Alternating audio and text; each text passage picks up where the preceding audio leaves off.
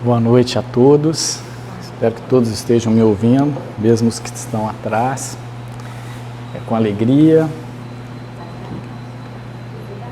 tá tudo ligado, é com muita alegria e gratidão que aqui estamos novamente nessa casa para conversarmos sobre temas que de alguma maneira vão nos ajudar a entender a vida e a trabalhar para que a gente possa evoluir, para que a gente possa crescer. E hoje nós vamos falar sobre arrependimento. Aí, todos, quando pensam em arrependimento, a primeira coisa que pode vir à cabeça é o seguinte: eu já me arrependi e duvido que exista alguém que nunca se arrependeu de algo que tenha feito ou até mesmo só pensado. Quem nunca sentiu culpa, quem nunca sentiu remorso por algo que tenha feito na vida. E esses conceitos, culpa, remorso, arrependimento, é tudo a mesma coisa? O que a ciência entende sobre isso? O que ela fala sobre isso? O que a doutrina espírita, a qual se dedica essa casa, fala sobre isso? Vamos fazer uma reflexão sobre esse tema e ver primeiro até onde nós o compreendemos.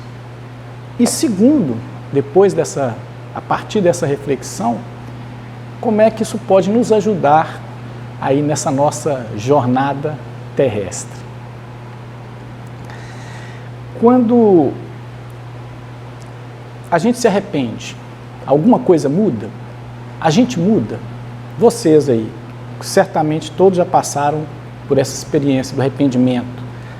Fazer alguma coisa da qual você depois mudou de opinião. Falou, aquilo não era o melhor que eu poderia ter feito. Você mudou? A situação mudou? Vamos então, antes de entrar no tema do arrependimento em si, falar de outros conceitos que muitas vezes são tratados como sinônimos de arrependimento. Então vamos lá. Culpa. Se a gente pegar no sentido geral, se a gente for no dicionário, e mesmo ali, no ponto de vista jurídico, né, quem se dedica aí ao direito, a gente vai perceber que culpa, ela é a responsabilidade por uma ação que ocasiona dano ou prejuízo a outra pessoa. E eu penso que não só a outra pessoa, mas muitas vezes a nós mesmos. Talvez o primeiro prejudicado, quando a gente age de uma forma que nos leva a sentir culpa, sejamos nós mesmos. E, muitas vezes, a outra pessoa.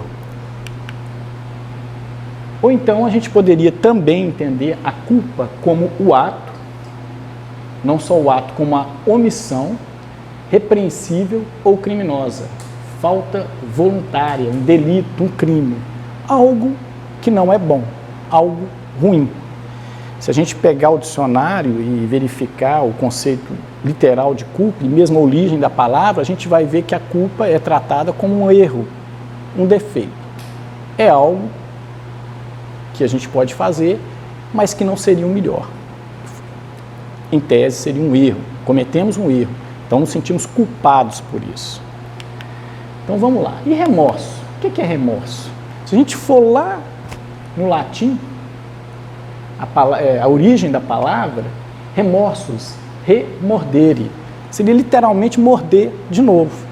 Então, o remorso seria, a gente poderia entender como remoer a culpa. Eu estou me sentindo culpado por algo que eu fiz e eu fico remoendo aquilo. Eu vou passar por um período de, como é que eu diria, de repassar aquela culpa. Como o próprio nome, a etimologia da palavra diz, morder, morder novamente. E em alguns dicionários ou algumas ciências, né, vamos dizer assim, tratam o remorso como arrependimento.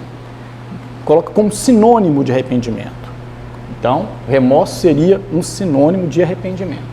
Sentimento de culpa, sensação de mal-estar, de angústia, que resulta de uma falha ou erro cometido contra alguém.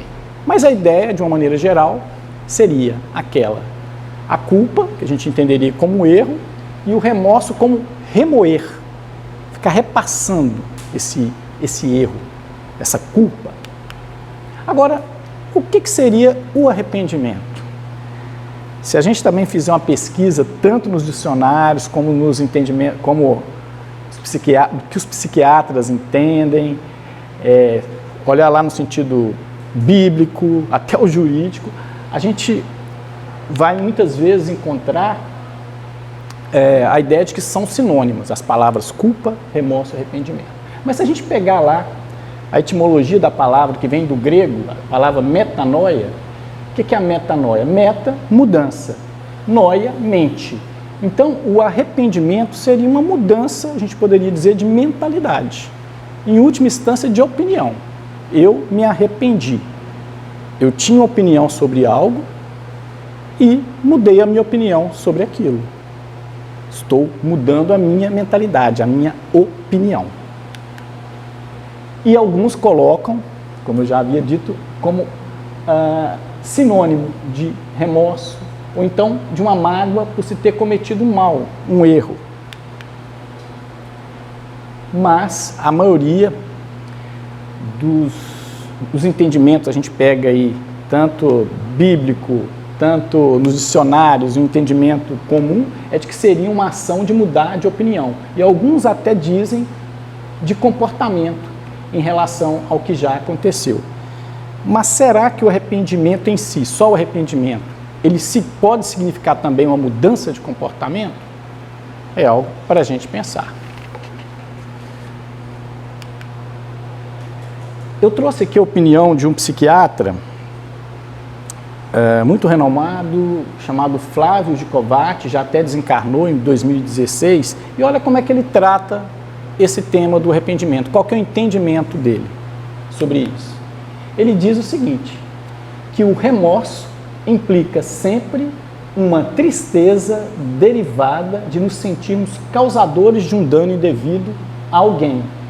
É sinônimo de sentimento de culpa, mas ele liga o remorso sempre a um erro, a um dano causado a outra pessoa. Ele faz essa ligação. E aí ele explica que o arrependimento, na visão dele, tem a ver com algo que fizemos, que não nos trouxe o resultado esperado e não envolve obrigatoriamente um dano a terceiro. Então, quando você se arrepende, quando você sente remorso, isso está ligado a uma dor que você causou a outro, na opinião dele. Mas o arrependimento não necessariamente envolve terceiros. É apenas algo que você faça, ou que você deixou de fazer e que não trouxe o resultado que você esperava. Você acreditava que agindo daquela forma, o seu efeito, o resultado seria um e vem outro. E ele faz uma observação que eu achei interessante, mas também para a gente pensar se a gente concorda ou não com ela. Olha o que ele fala sobre o remorso. Ele fala que o remorso vem sempre acompanhado de arrependimento. Então ele coloca como esse sentimento de remorso sempre está acompanhado, sempre vem com o arrependimento. E até classifica isso como uma tristeza dupla, a do erro cometido e a do dano indevido causado a alguém. Então, na visão desse psiquiatra, o remorso vem sempre acompanhado de arrependimento e se torna, digamos assim, uma tristeza dupla, porque além de cometer o erro, você ainda prejudicou alguém. É uma opinião e vale a pena a gente pensar sobre ela, mas vamos avançar, vamos ver o que fala a doutrina espírita, para ver se há algo que a gente possa refletir sobre isso. Vamos pegar, então, o Allan Kardec, como todos sabem, quem não sabe, foi o codificador da doutrina espírita, um codificador, e através de médiuns e fazendo perguntas, numa metodologia científica, ele foi coletando dados escrevendo livros. Um deles foi O Céu e o Inferno, sobre questões ligadas ao espírito. E olha que interessante quando ele fala sobre arrependimento. O arrependimento, conquanto seja o primeiro passo para a regeneração, não basta por si só. São precisas a expiação e a reparação. Esse livro foi escrito no século XIX, 1800 e alguma coisa. E é muito importante que nós realizemos aqui uma reflexão para contextualizar isso. O arrependimento, ele é um primeiro passo para uma regeneração, se a gente entender a regeneração como um crescimento, evolução, sim, a gente pode entender dessa forma. E que não precisa só disso, ok. O que precisaria então? A expiação e a reparação. A expiação, ela está relacionada a um sofrimento, vamos dizer assim, uma forma, você teria que sofrer para reparar algum erro. Mas será que seria assim mesmo? Com o que a gente aprendeu, o que a gente tem vivido, será que, o que é o mais importante? Você sofrer para aprender ou você, independentemente do caminho que você escolher, evoluir? Você aprender efetivamente, você mudar comportamento. Então é algo que a gente deve refletir sobre, né? Claro que é um ensinamento muito importante que o Kardec traz para a gente, mas a gente deve, a partir até das nossas próprias experiências, contextualizar isso para hoje, século XXI. A gente está aí num mundo cheio de guerras, de pessoas que não têm a humildade, né, ou a bondade de sentar e conversar e tentar resolver as coisas de uma forma que não seja através de guerra, usando armas. Então a gente tem que pensar até que ponto a gente tem que trabalhar sofrimento e se utilizar da dor para aprender algo. O ideal seria que, vendo exemplos, seria que partilhando experiências, nós aprendêssemos. Seria muito melhor do que necessariamente sofrer. Mas talvez naquele momento a mensagem tenha que ter sido passada dessa forma. E é uma contribuição que a gente acolhe e que, sem dúvida, deve refletir sobre ela. Agora, avançando, e aí a gente já vai falar do Emmanuel, é um mentor, o espírito mentor do Chico Xavier. Tem um livro muito interessante, que é o Pensamento e Vida, que eu recomendo a leitura. Traz muitas mensagens edificantes, que sobre esse tema, especificamente sobre o sentimento de culpa, olha o que Emmanuel comenta. Ele diz o seguinte: quando fugimos ao dever, precipitamo-nos no sentimento de culpa, do qual se origina o remorso, com múltiplas manifestações, impondo-nos brechas de sombras aos tecidos sutis da alma. Olha que interessante. Em outras palavras, ele está dizendo que quando nós erramos, nós cometemos erros, e aí, obviamente, vamos nos sentir culpados, disso pode decorrer o remorso, dentro daquela ideia de você ficar remoendo mesmo aquela culpa, com múltiplas manifestações, e aí causando aí, vamos dizer, um sofrimento. Mas será que fica só nisso? Quando a gente avança um pouquinho mais, o mesmo Emmanuel, já em outro livro, Consolador, que também é muito interessante e vale a leitura, também através do médium Chico Xavier, ele questiona, ele traz o seguinte questionamento sobre o remorso. O remorso é uma punição? A gente poderia pensar então, cometi um erro, estou me sentindo culpado, estou remoendo aquela história, estou remoendo aquela culpa, então isso é uma punição, isso é um sofrimento pelo qual eu tenho que passar por ter errado. E olha só o que ele diz. O remorso é a força que prepara o arrependimento. Como este, o arrependimento, é a energia que precede o esforço regenerador. Choque espiritual nas suas características profundas, o remorso é o interstício, quer dizer, é aquele meio do caminho ali, para a luz, através do qual recebe o homem a cooperação indireta dos seus amigos do invisível, os espíritos, a fim de retificar seus desvios e renovar seus valores morais para a jornada para Deus. Olha que interessante e que maneira consoladora que o Emmanuel nos fala sobre remorso. Ele não traz como uma coisa simplesmente negativa, ele não traz simplesmente algo que você está remoendo, uma culpa por um erro que você cometeu. Ele está dizendo que é uma força que prepara para o arrependimento. Já dando a ideia que o arrependimento não é algo tão ruim assim. Talvez seja algo até necessário, seja até um sentimento necessário que nós tenhamos que experimentar para trabalharmos certas questões dentro de nós. Para, como a própria etimologia da palavra nos leva a pensar, mudar de opinião. E tem que ter muita humildade para isso. Para mudar de opinião, primeiro para admitir um erro, a gente já tem que ter muita humildade. E para mudar de opinião sobre aquilo que a gente fez, entendendo que não era a melhor coisa e que há algo diferente e melhor que você poderia ter feito, é necessária muita humildade. Muita humildade. E às vezes a gente fala coisas, a gente faz coisas das quais nós nos arrependemos depois. Isso não quer dizer que nós tenhamos que nos culpar eternamente por aquilo. Talvez seja só um caminho para, vou mudar de opinião e vou tentar mudar a minha postura diante daquilo. E isso é muito consolador, né? Até porque é interessante a gente pensar sobre isso, porque nós temos, a gente já até fez uma palestra aqui sobre isso, a gente fala sobre a consciência, e no Evangelho segundo o Espiritismo, também codificado por Kardec, ele fala que a consciência é uma sentinela vigilante, que fica ali dentro do nosso coração, escondidinha, e que nos guia para o bem. Se você ouvir a sua consciência, certamente você vai caminhar para o bem, porque ali você tem todos os registros.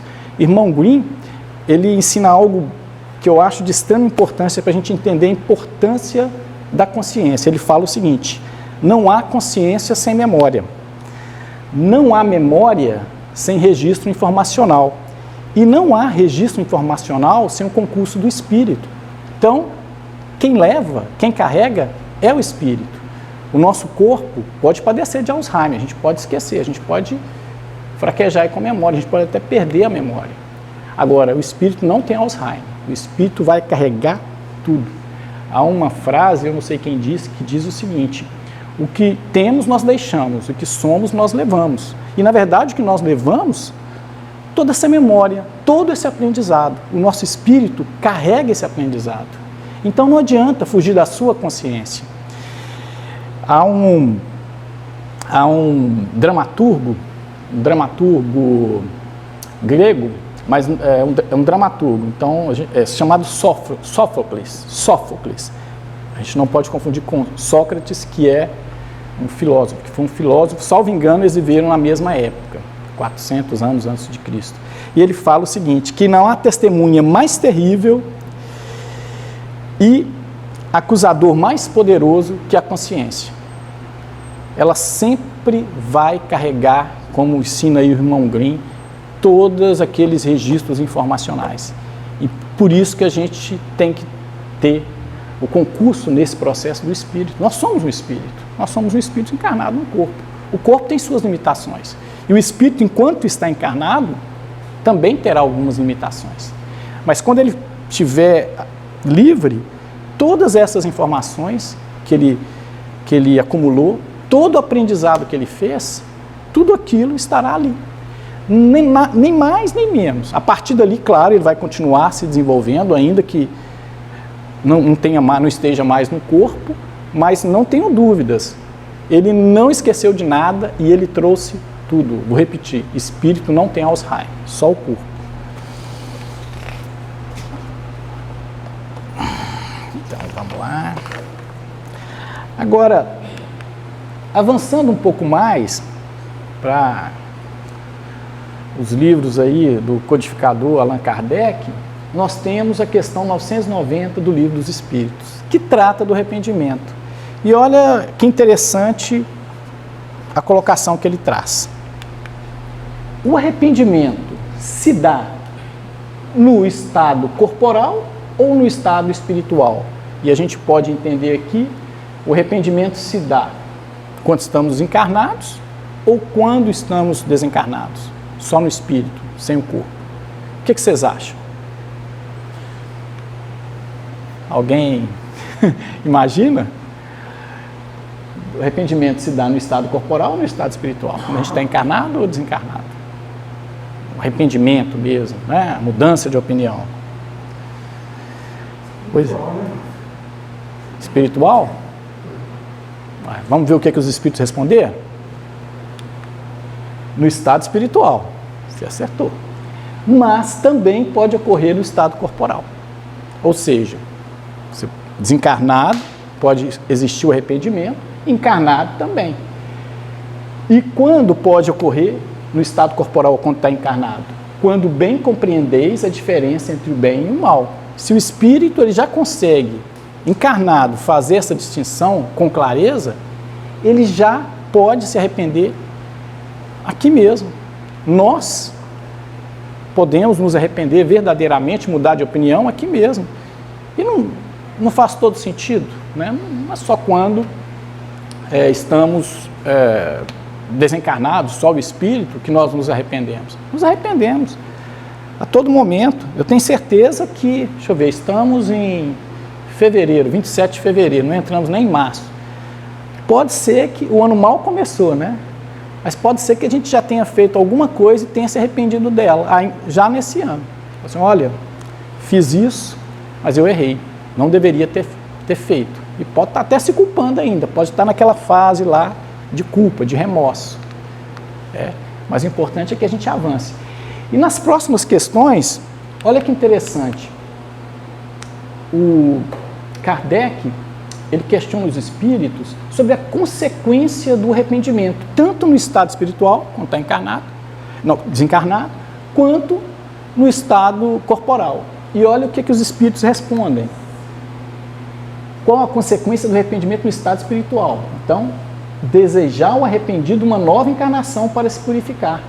O espírito compreende as imperfeições que o privam de ser feliz e, por isso, aspira uma nova existência que possa expiar suas faltas. Então, eu, espírito, muitas vezes estou ali me preparando, né, porque é um planejamento para reencarnar. Me arrependi de uma série de coisas que eu fiz quando eu estava encarnado, mesmo no estado espiritual. Então, aí o que os espíritos respondem para Kardec?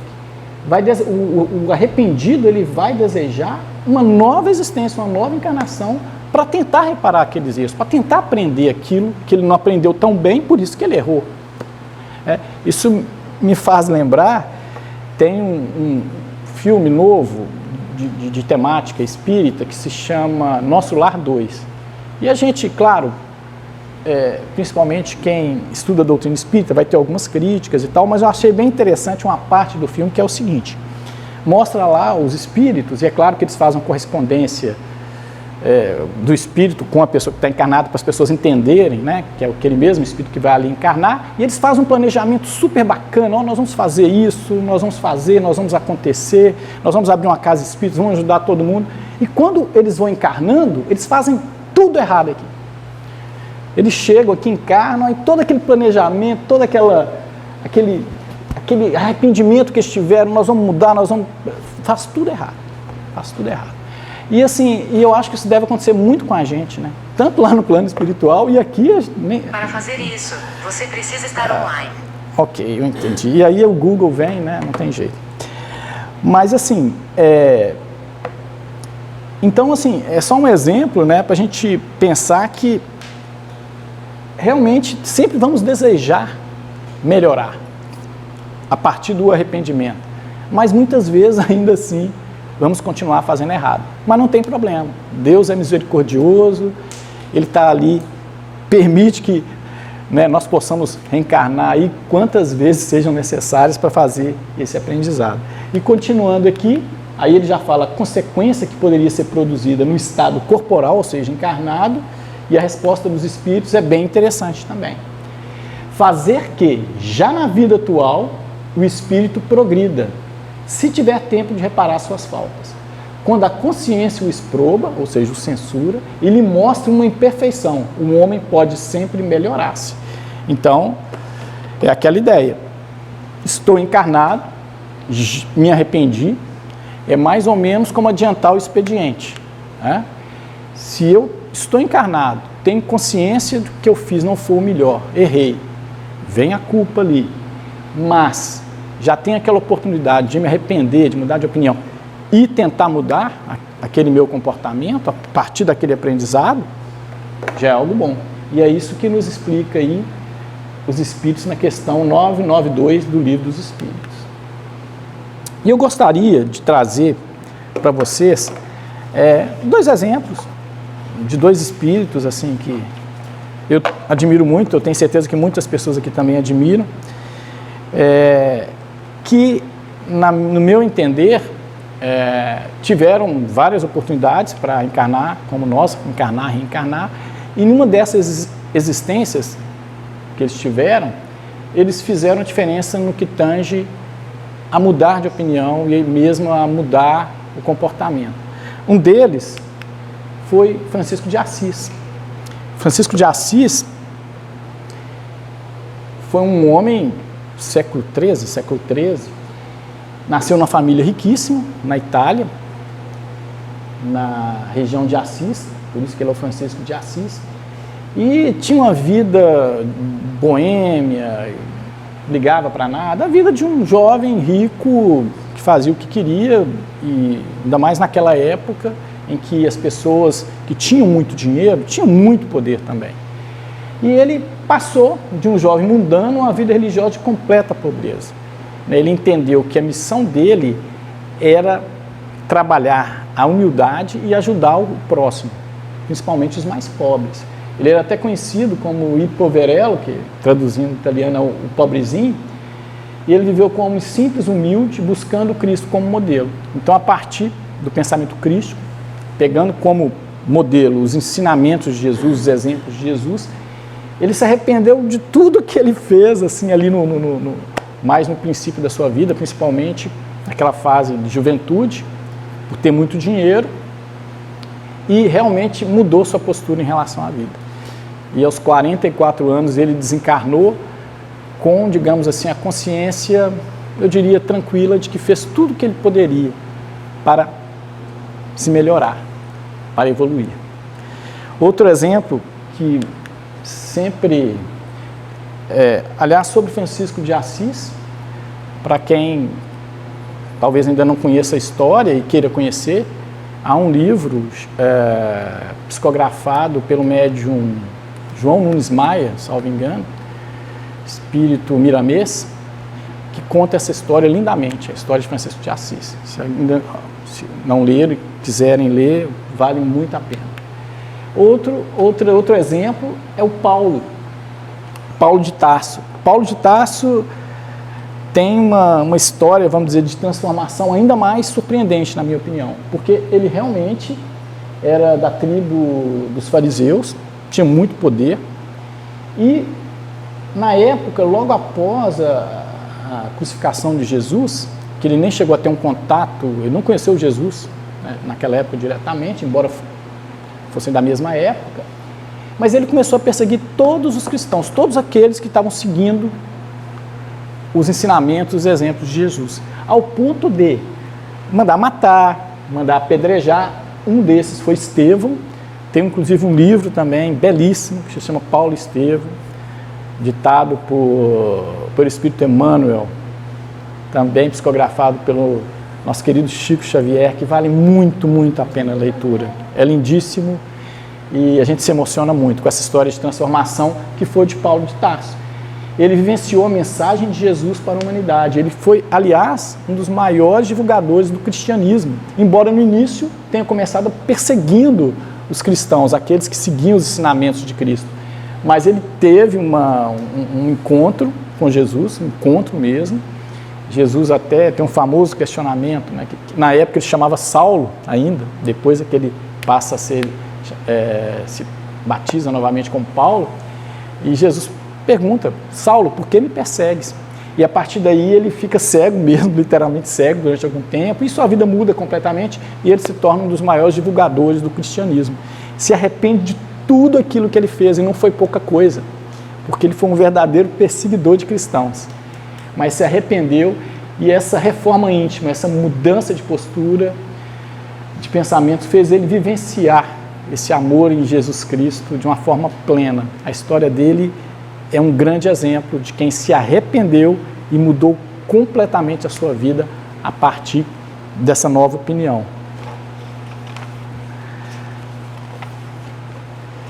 Agora, é interessante também a gente destacar aqui, já que a gente está falando de arrependimento, a gente poderia trazer aí vários fatores que poderiam contribuir para a gente trabalhar essa questão do arrependimento nas nossas vidas.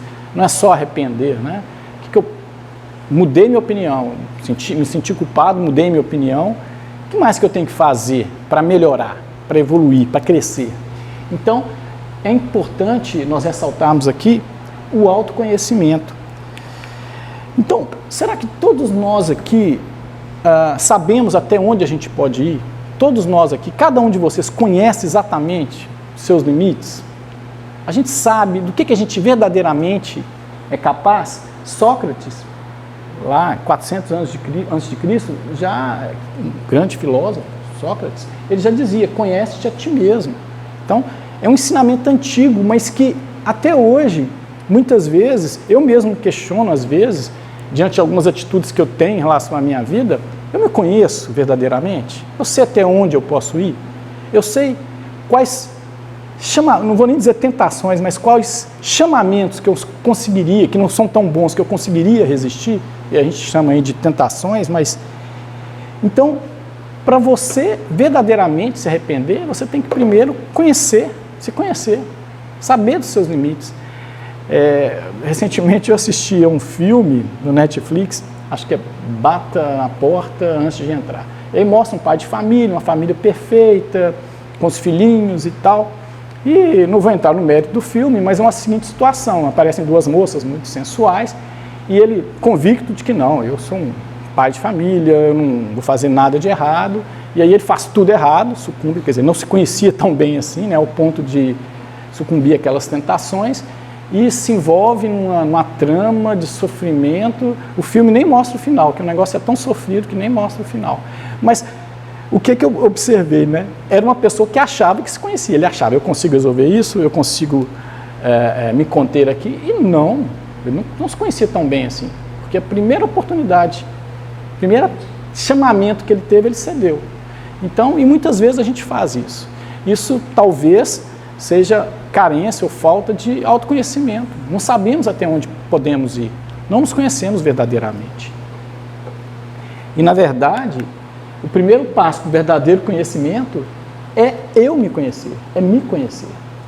Me conhecendo, identifico minhas potencialidades, o que eu posso, o que eu não posso fazer, o que coopera ativamente para o meu empoderamento, a aquisição da capacidade de fazer, construir, agir, autonomia. Quando eu me conheço, eu vou ter muito mais autonomia, eu vou ter muito mais autossuficiência. Consciência de si mesmo, seus potenciais, como eu havia dito, suas limitações, conhecimento do que conhecimento do que se quer ser, o substantivo eu. Então isso é um exercício que às vezes a gente acha que já fez ou que faz, mas que na maioria das vezes não fazemos não. Nós nos conhecemos muito pouco. E aí quando acontece algo terrível, ai meu Deus, como é que isso vai acontecer comigo? Claro, você não conhece os seus limites, suas potencialidades. Você não está explorando as suas potencialidades e nem respeitando os seus limites. Muitas vezes. E tudo isso para aprender. E o aprendizado, mais do que uma modificação, ou uma mudança de opinião, como a gente poderia entender o arrependimento, é uma modificação do comportamento, da sua essência, do ser, eu, cada um de nós. Porque talvez o mais difícil aqui, nessa trajetória terrestre, seja efetivamente aprender, mudar comportamento. Talvez esse seja o grande desafio. Porque, vocês lembram que eu falei da consciência, que a gente vai carregar toda aquela carga informacional, aquela memória? Tudo aquilo eu só vou incorporar ao meu espírito, à minha consciência, se eu efetivamente aprender. Se eu só receber a informação, às vezes até me arrependo, mudo de opinião, mas se eu não mudar a minha postura, se eu não mudar o meu comportamento, se aquilo que eu fiz de ruim, eu não mudar e não passar a fazer algo que seja bom, então eu vou continuar errando. Aí eu vou fazer igual aqueles espíritos lá do filme lá, eles vão chegar, vão lá, nós vamos fazer tudo certinho, tal, chega aqui e faz tudo errado de novo. Tudo bem, pode reencarnar novamente, mas já que estamos tendo oportunidade, vamos aproveitá-la, né? Vamos tentar aproveitá-la pelo menos.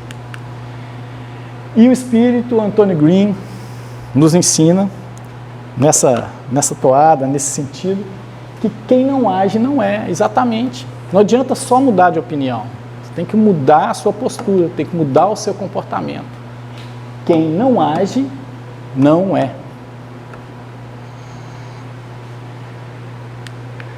E, por fim, eu gostaria de trazer aqui a mensagem de outro mentor dessa casa, que por sinal dá nome a ela, que é o irmão Leocádio José Correia, que ele fala algo, nos ensina algo bem interessante. Ele diz o seguinte: não há nenhum passado de erros que um presente de amor e trabalho não transforme em um momento de luz no futuro.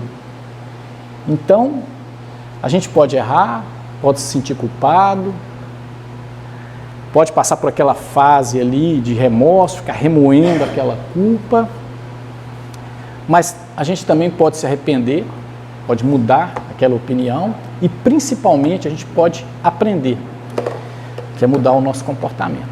Para isso que a gente está aqui, para aprender, para evoluir.